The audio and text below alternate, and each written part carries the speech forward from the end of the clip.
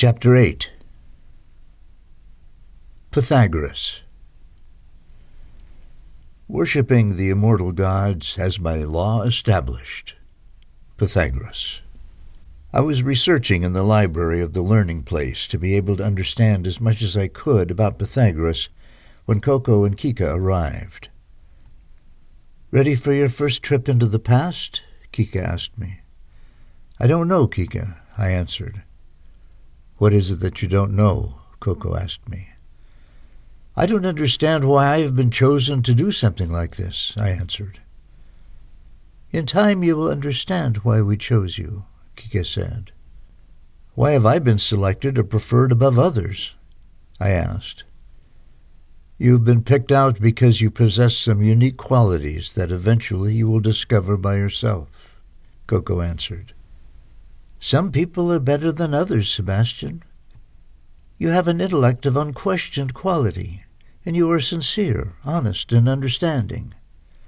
Throughout your lifetimes you have always been respectful, imaginative, and most important of all, you have always been faithful to the light. Even after your bad experiences, you have always come back to us," Kika said. "Now it is time for you to go back to the times of Pythagoras," Coco added. "Why Pythagoras?" I asked. Pythagoras, the long-haired Samian, thought that without art and numbers life would be difficult, if not impossible, to live. His intellectual reverberations have persisted for more than 2.5 millennia. One of Pythagoras's main preoccupations was the possible destinies of the soul. Will it side with the light or the darkness? For Pythagoras, the cosmos is mathematics, and all is number. The game between the light and the darkness is a numbers game. The one who gets more souls to his side will be the winner, and at the end of the game, the winner takes all," Coco noted. "Remember what Pythagoras said. The most momentous thing in human life is the art of winning the soul to good or evil. This concept is an essential part of this game between the light and the darkness. Are the souls more prone to light or darkness? We believe that good should prevail, but I must admit to you that darkness has played better than us, and unless we bring the lover's card to us, darkness will be triumphant," Kika said. "Ready to go?" Coco asked. "Yes, I am," I answered. We walked together throughout the halls of the learning place until we reached the screening room. It was as if I was entering a movie theater with a huge IMAX screen. The three of us stopped before the screen. "What do I do next?" I questioned. "Walk into the screen and it will transport you to the 6th century BCE. You will then be able to see and review the entire life of Pythagoras, and you should choose his most brilliant teachings and most memorable times and bring them to us. First you must bring the card played by Pythagoras, and then you must bring us a single commandment that best applies to his life and teachings," Kika explained. "Ready to walk into the screen and fly over to the times of Pythagoras?" Coco asked. "I am ready." After answering Coco's question, I walked into the screen, and suddenly I found myself flying into something unknown to me. However, I soon identified my surroundings. I was over the Greek island of Samos, and I could see the date, June 22nd, 570 BCE. I quickly added the numbers. 6 plus 2 plus 2 plus 5 plus 7 equals 22. Pythagoras was number 22. Immediately, the 22 cards played in this game came to my mind. Which card will Pythagoras be playing in this game between the light and the darkness? Pythagoras' father, Metasarchus, was a gem merchant, and his mother, Pythias, was prophesied that she would give birth to a man supremely wise and beneficial to humanity. This man was Pythagoras. Pythias, the fairest of the Samian race, from the embraces of the god Apollo, bore Pythagoras, the friend of love. People believe that Apollo's domain sent Pythagoras to Earth. Part of this belief is correct, as Pythagoras came from the light for the benefit of mankind. Pythagoras was still very young when his father died, and he contemplated what would happen to his father's soul after that. He believed the human soul can migrate from one human body to another, but also the bodies of other creatures, such as animals. However, with each new incarnation, the soul loses the memory of the past, and each subsequent embodiment is as if we lived for the first time. Pythagoras was right, however. He did not explain why we lose all of our memories of previous lifetimes. Why do we need to forget our past lifetimes? What's the point of being reincarnated if we have to start over and over again? From my experience in the learning place, I can tell you that if we can't remember when we were babies, what makes us think that we could not forget past lives? I can assure you that when we reincarnate, we receive a veil of forgetting, which allows us not to feel the pains and sufferings of a past life. Just because we can't remember our past doesn't mean it didn't occur. We will not forget all our past lives either when we return to the learning place or when we return to the scanning place. When Pythagoras was 18, Samos fell under the tyranny of Pitagoras.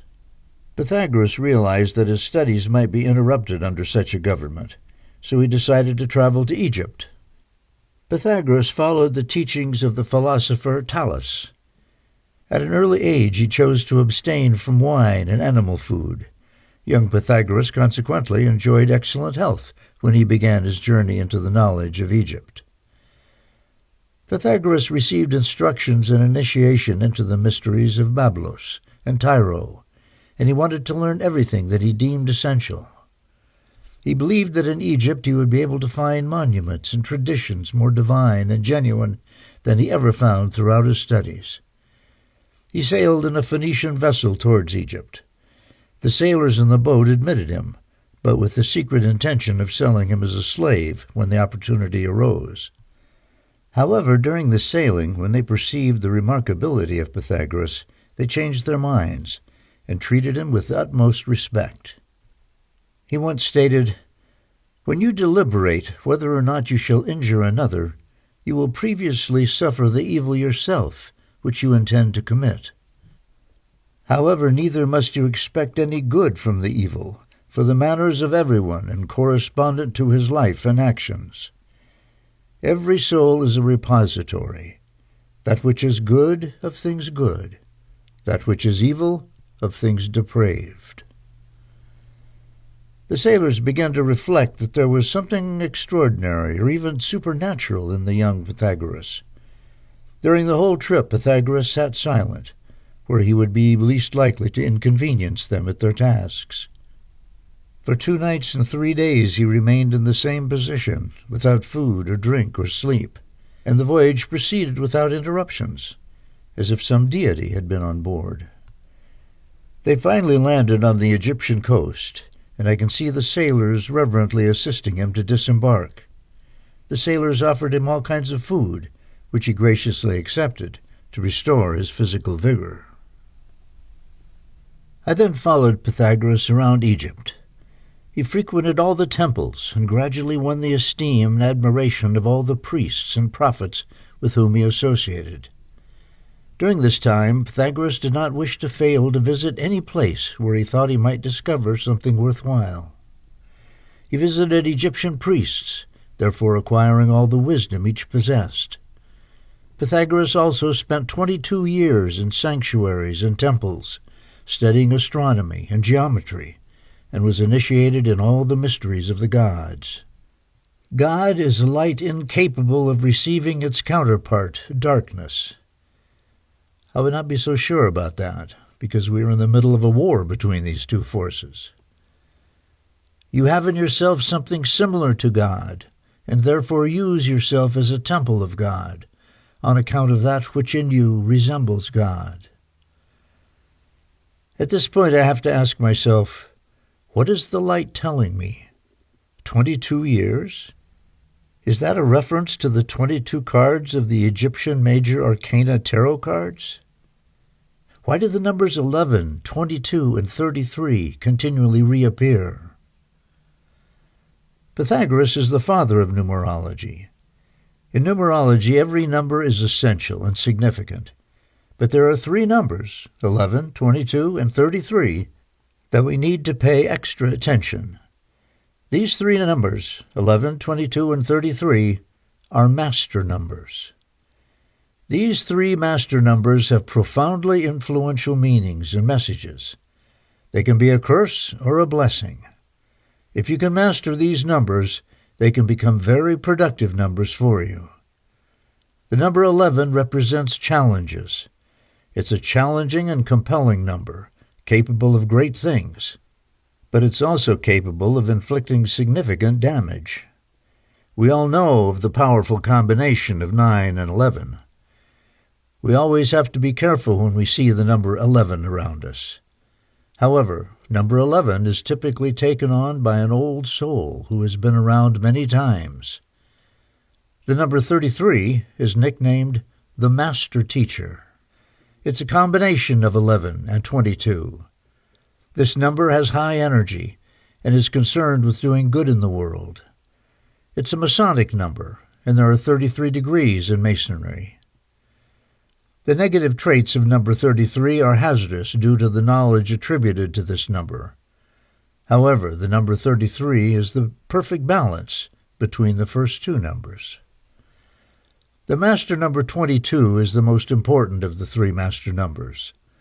The light and the darkness play this game through the number 22. However, the other two master numbers have been used openly by both sides in this game. This number is considered to be a master builder. Master number 22 holds more power than any of the other combination of digits, and it provides you with limitless opportunities, but simultaneously will bring you tremendous challenges. After spending 22 years in Egypt, Pythagoras was taken captive by the soldiers of Cambyses and was carried off to Babylon. However, upon his arrival, he was freed, and he joined the Babylonian priests and mathematicians. Through their assistance, he studied and completed arithmetic, music, and all the other sciences. Pythagoras spent 12 years in Babylon, and when he was 56, 5 plus 6 equals 11, years of age, he returned to Samos. He once said, "Traveling teaches a man frugality, and how he may be sufficient to himself. For bread, made of milk and flour, and a bed of grass, are the sweetest remedies of hunger and labor." On his return to Samos, some of the older inhabitants of the island recognized him. After that, he was invited to impart his knowledge publicly. He taught them mathematics, but not one of them was genuinely interested in learning, and so they abandoned him. However, Pythagoras found a young man interested in learning, and he introduced him to arithmetic and geometry. The young man became so captivated by the logic of Pythagoras' teachings that he became a devoted disciple of his for life. The young man learned that it is better to be silent or to say things of more value than silence. Sooner throw a pearl at hazard than an idle or useless word, and do not say a little in many words, but a great deal in few. Now I can see Pythagoras traveling to Delphos. Here people admired him as he approached the so-called bloodless altar of Apollo.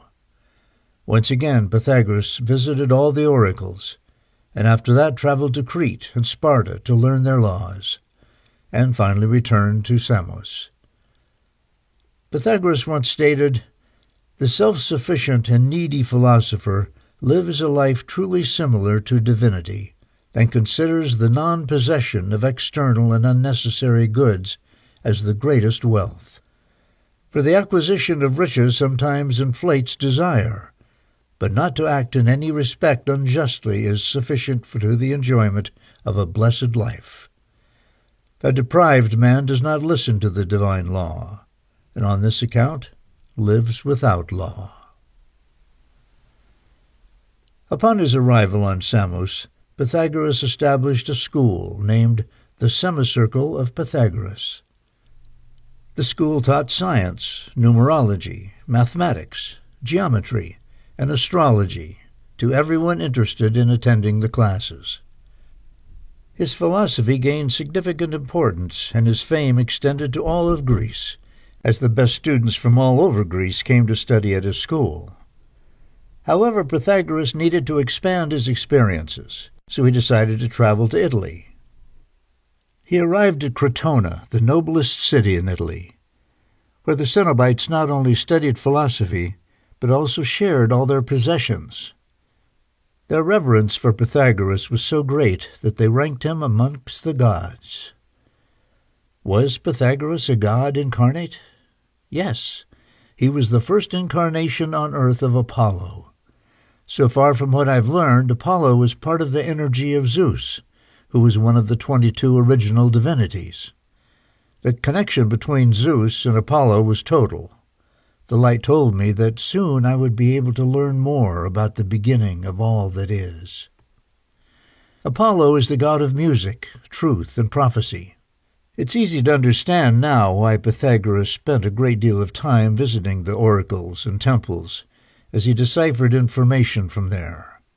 He also referred to the importance of humanity's relationship with animals by stating, "As long as man continues to be the ruthless destroyer of lower beings, he will never know health or peace. For as long as men massacre animals, they will kill each other." Some of his followers labeled him the Northern Apollo. Others considered him as one of the Olympian gods, who, to correct and improve physical existence, appeared to their contemporaries in human form, to extend to them the salutary light of philosophy and happiness. They truly believed that never will come to mankind greater good than that which Pythagoras imparted to the Greeks. It is here in Crotona where Pythagoras fell in love and married Theano, a girl of Crotona, who was his pupil.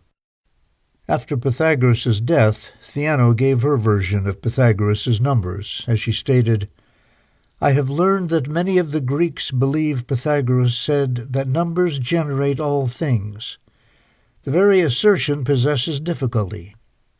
How can non-existent things be conceived to generate? He said that all things are following numbers."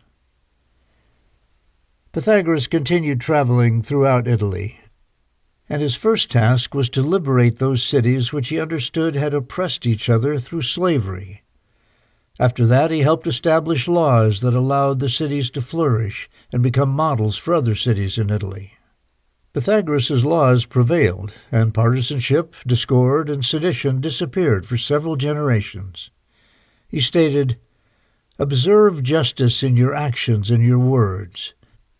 Don't accustom yourself to behave without rule and reason. Always make the reflection that is ordained by destiny that all men should die." Pythagoras believed the following, that the East was more critical than the West, morning more important than evening, beginning than the end, growth than decay, natives than strangers, city planners than city builders, gods than divinities, divinities than non-divinities, heroes than men, and that the authors of birth in importance excel their progeny. Were the gods worthier of honor than the divinities?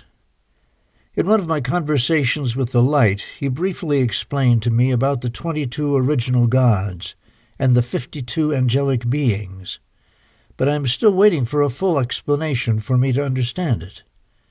The 22 original gods? The 52 semi-divinities or angelic beings? Pythagoras was the reincarnation of Apollo. So was he a divinity or a semi-divinity?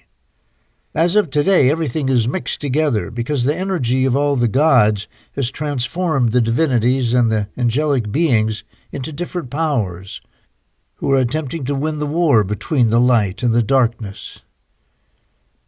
Now I can see Pythagoras teaching his students about love for one's parents, as he states, "From our parents we learn to honor divinity.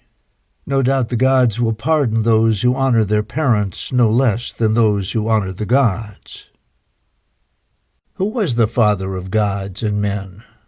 Zeus? Christ? Jehovah? Brahma? Allah? Who was the original God who created everything? Was it merely one, or a multitude of them? I will have to wait to find an answer to this question. Temperance was another of the main topics discussed by Pythagoras. The virtue of temperance applied universally to all goods. Those of body and soul preserve our health and awareness. Pythagoras cites as an example of the lack of abstinence the War of Troy, in which, through the incontinence of one individual, great calamities took place. The gods responded with a punishment that lasted 1,010 years. 1,010, 1010 equals 11. We attain number 11 yet again. Do the gods always use the master numbers to punish us? Pythagoras continued traveling and teaching, and this time discusses the education which differentiates the man and a wild beast, a Greek and a barbarian, a free man and a slave, and finally, a philosopher and a boor. In short, evolution supposes a significant advantage over those who do not possess it. Pythagoras explained by drawing illustrations from history and philosophy, demonstrating that erudition enables a naturally excellent disposition to share in the achievements of the leaders of the past. Pythagoras was the first person to label himself as a philosopher. A philosopher, according to Pythagoras, is a man who devotes himself to the contemplation of the most beautiful things, and simultaneously participates and looks for the intelligible essence in all the things surrounding him. The final goal being the improvement of the human race. He claims, "Above the cloud with its shadow is a star with its light. Above all things, reverence yourself." Pythagoras continued working, and he finally discovered the Pythagorean theorem. The theorem states that in a right-angled triangle, the area of the square hypotenuse, the side opposite the right angle, is equal to the sum of the areas of the square, or squares of the other two sides. This finding was a tremendous achievement during those times. As an incarnation of Apollo, protector of music, Pythagoras discovered that the musical notes could translate into mathematical equations. Pythagoras was approaching his last years on earth and insisted on delving into his pre-existence before this current lifetime. I can see him talking to his intimates, Theano among them, about his former lives. He insisted that he was Deiphobus and that he participated in the Trojan War. I can see him pronouncing the name Deiphobus. However, while I was researching in the learning place, the name written in the manuscripts read Euphorbus, creating some confusion when investigating Pythagoras's claim. I am telling you that Pythagoras was Euphorbus in a previous reincarnation. Euphorbus was a prince of Troy, and he was one of the chief Trojan heroes. After the death of Hector, he became the leader of the Trojan army, later on to be betrayed by Helen of Troy. Pythagoras maintained that the soul has three vehicles. The first one is ethereal, which is luminous and celestial, in which the soul resides in a state of bliss in the stars. The second one is luminous, which suffers the punishment of sin after death. The third one is terrestrial, which is the vehicle it occupies on this earth. Pythagoras was very close in the understanding of the reality of the soul, and he kept insisting in his theory that the universe's emergence developed from numbers, and possibly that numbers are no more than a three-dimensional living geometric organism. He claimed that the earth, fixed in the center of the universe, becomes the heart of the gods and is the boundary of darkness and light. The earth utilizes balance as a root and base of all other substances of produced things. The substratum is matter, while the reason for each shape is abstract form. The result of the two is earth, matter, air, and fire. This process describes the creation of humans. Everybody is composed of surfaces, whose elements are triangles. I can see Pythagoras now during the year 506 BCE. Pythagoras is 74 years old, and he's walking home when suddenly he falls and breaks his thigh. He is taken back to the gymnasium by some of his students, and I can feel Pythagoras's pain. He asks one of his students to locate Abaris and to bring 47 gold coins to the gymnasium. Abaris arrives at the gymnasium, and Pythagoras asks him to melt the gold and return it to him. Pythagoras decided that making a cast, something unknown at the time, could hold his broken bone in the thigh and make it heal. Today we make casts from two different kinds of materials, plaster and fiberglass. In 506 BCE, these materials were not available, and Pythagoras thought that gold and iron could do the job. While the gold was melting, Pythagoras asked his two best sculptorists to cut 2 pieces of fragile iron, sculpting his thigh. After the gold melted, Abaris brought it to him. Gradually, Pythagoras placed the 2-part thigh sculpture around his thigh and then applied the gold solution on top of the iron cast pieces, making what today we know of as a cast. This singular cast gave birth to the legend of Pythagoras's golden thigh. Now I'm going to pay a visit to the last days of Pythagoras on earth.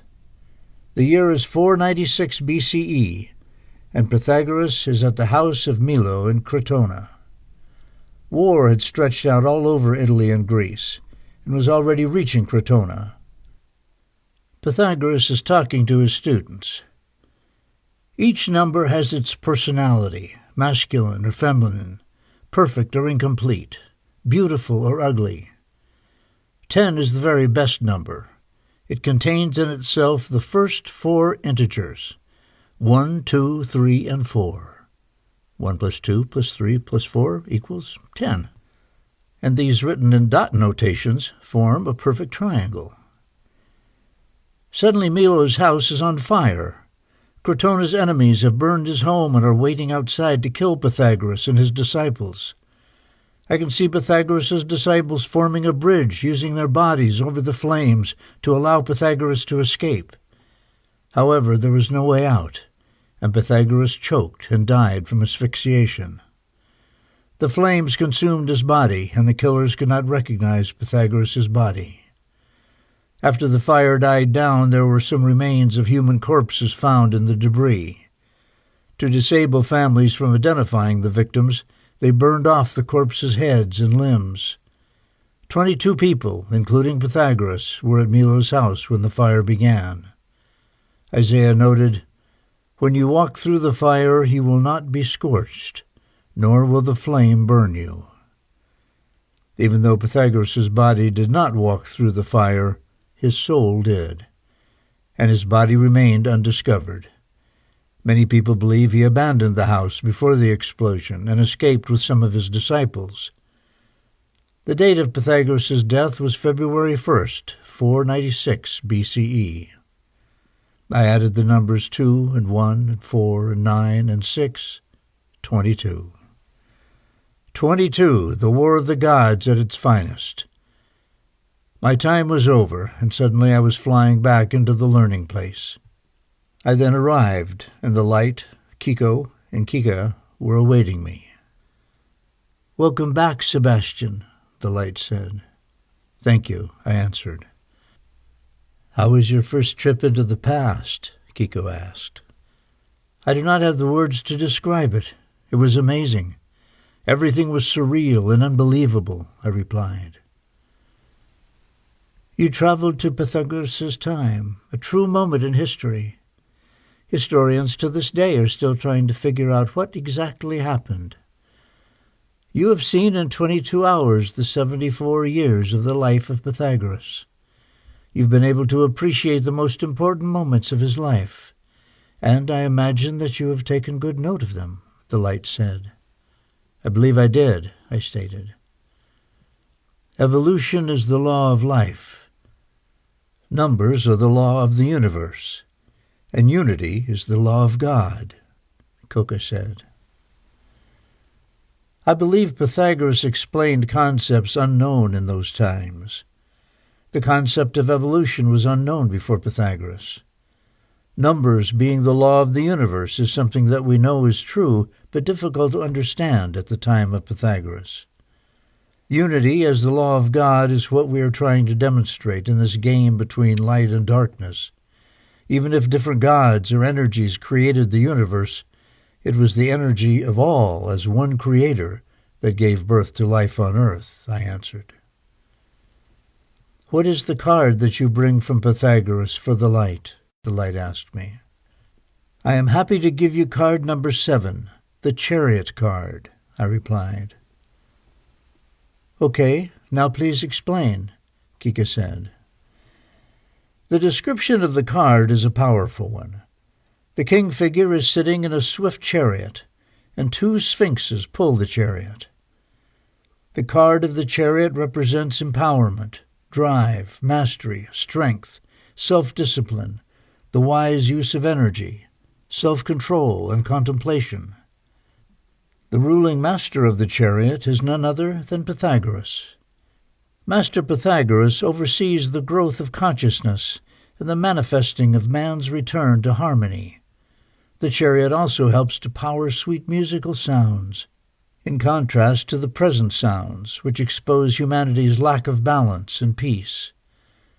Master Pythagoras offers assistance to those who are attached to the rigid traditional concepts and helps one attain a simplified attitude to the real qualities in life. The energy of the chariot combines understanding with severity to help achieve victory in our lives. The chariot, represented by Pythagoras, is persistent and never accepts defeat, and therefore will ultimately succeed, like Pythagoras once did. He once stated, "We ought so to behave to one another as to avoid making enemies of our friends, and at the same time to make friends of our enemies." The chariot is an image of our inner struggle between the various parts of the personality. The wings of the chariot depicted in the card represent inspiration because reason is immortal, all else mortal. The king warrior figure on the chariot symbolizes control and self-determination. One must choose always the way that seems the best, however rough it may be. Custom will soon render it easy and agreeable. The 2 sphinxes depicted in the card symbolize the will of humanity, represented by 2 opposing forces within human nature, which require mastery before achieving progress. In anger, we should refrain both from speech and action. The number 7 indicates a time for solitude and silence. The sense of being a nonconformist brings a great deal of spirituality to this card. 7 is the number of the mystic, the sage, the one who is looking at a better connection to God and always seeking the truth. Pythagoras preached that truth is so great a perfection that if God would render himself visible to men, he would choose light for his body and truth for his soul. Truth. What is truth? The quality or state of being real? Truth per a fact or a condition? Alternatively, is it an accepted belief? However, taken by whom?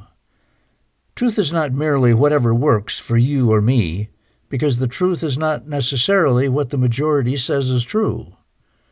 Truth is not only what people believe, as a lie is still a lie, even if the majority of people believe that it is true. Truth is undefinable by intention. In many cases, good intentions can still be hurtful. While I was Don Quixote, I had good intentions, but hurt some of the people I tried to help. The word truth comes from the Greek word aletheia, meaning unhidden, or to hide nothing, subsequently allowing us to see clearly, with no hidden aspects.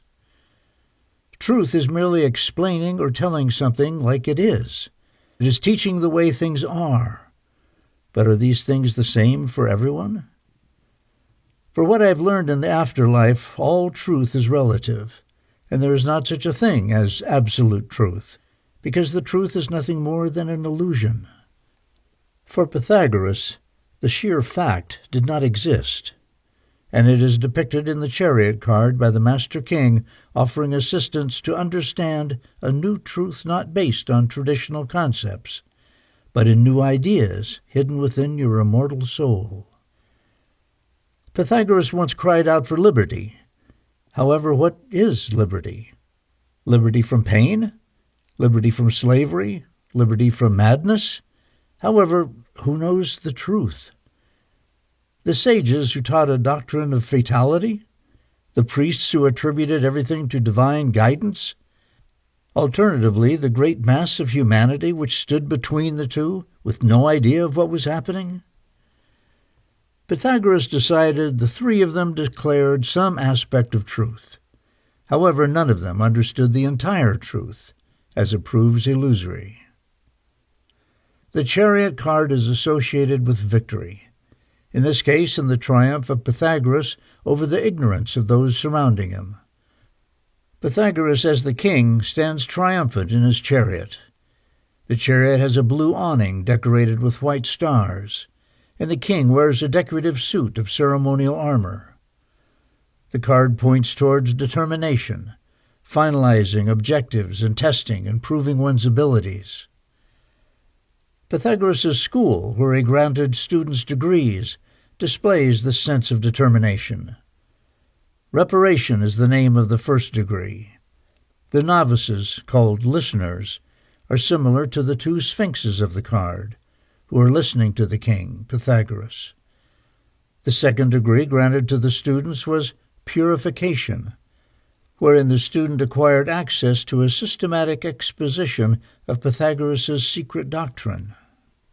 During the degree, the student engaged in the science of the numbers. Moreover, it is here that we find the number 7, the card of the chariot number 7. For Pythagoras, 7 signifies the union of man and divinity. However, for Pythagoras, none but God is wise. However, number 7 is the ruler of forms and ideas, and the course of gods and demons. Was Pythagoras already deferring to the war between the light and the darkness? Was he aware of this battle? The third degree was called reflection, which the chariot, meaning discipline and morals of human existence, represent. The chariot never accepts defeat, even in the most challenging circumstances. The final message of the chariot is that all opposites can stand side by side, and the identity of each is made more distinctive by its opposing characteristics, I concluded. "Excellent, Sebastian," the light exclaimed. "Why is there a veil of forgetting? Why can't we remember our past lives?" I asked. "Kika and I are in charge of the veil of forgetting," Coco answered. "The veil of forgetting allows us to forget any trauma from previous lifetimes and allows us to find ourselves without initially realizing our connection to the light or the darkness," Kika stated. "At times it might seem that you are on your Earth experience alone, but you are never alone. There are spirit guides to support you, but you need to be in touch with them," Coco said. "You said you were in charge of the veil of forgetting?" I asked. "Yes, we are. When you listen to a newborn, the first words that the baby pronounces are Kika, Coco, Kiki. They remember our names, just as their last connections to the source, in this case to the light. The babies look for us and they can see us. They remember us for 1 or 2 years, and then their connection to the source of the light is limited, and finally they get disconnected," Coco noted. "Can we lift the veil of forgetting?" I asked. Some people claim that one way to lift the veil of forgetting is through meditation, but the truth is that very few people can lift the veil of forgetting. In this game, the veil of forgetting is one of the rules, Kika said. Lifting the veil of forgetting will terminate this game, the light said. Why? I asked. If you can remember past lives, you will not make the same mistakes over and over again. And this is the reason why your present memory ceases to exist at the time of death, Coco said. What's the point of living a new life if we're not going to remember it or learn from its lessons? Or if I can't remember old lessons from previous past embodiments? I asked. All those answers are inside you, and remember that your entire personality is the sum of all the experiences you ever had throughout all of your lifetimes, Kika replied. I think that this is enough for today. We will have more time to discuss all these issues with you soon. Now tell us the commandment that you bring from Pitagoras to the light said. I believe that the commandment is straightforward, and it is none other than, the soul is immortal, I answered. You did very well, Sebastian. It has been your first trip into the past, and I must say that I'm impressed, the light said. Is there anything you want to add about Pythagoras? Kika asked. There are men and gods and beings like Pythagoras, I concluded.